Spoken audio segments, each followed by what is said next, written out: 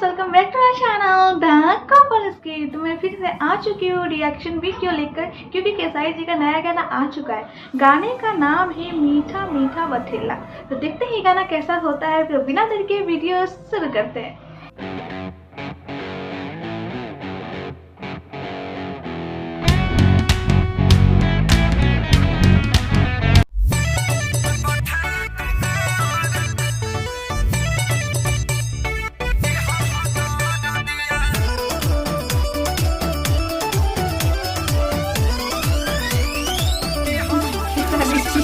फनी लग रहा है।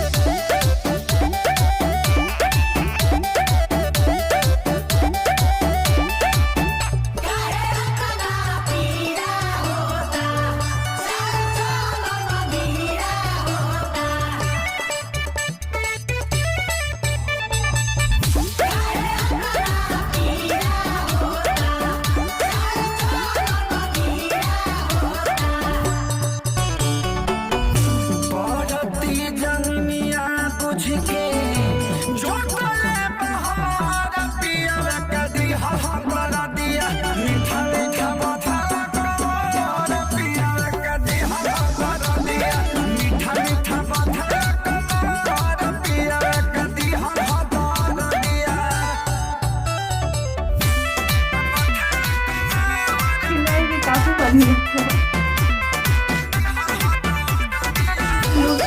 काफी डिफरेंट है उनका। क्या क्या पूरा आउटफिट ही अलग ही लग रहा है उनका।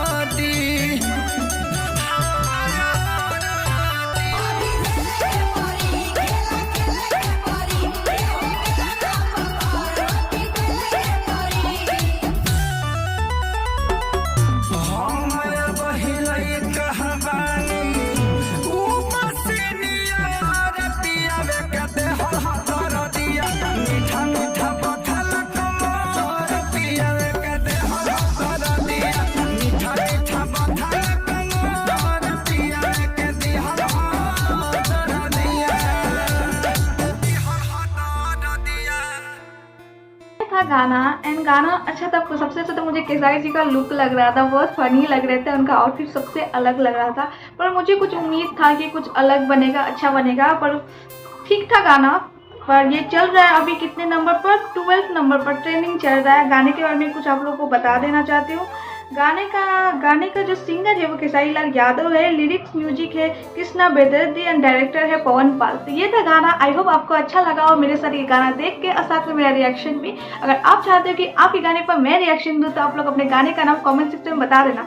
तो मिलते हैं आप लोगों से नेक्स्ट वीडियो में। तब तक के लिए जय हिंद।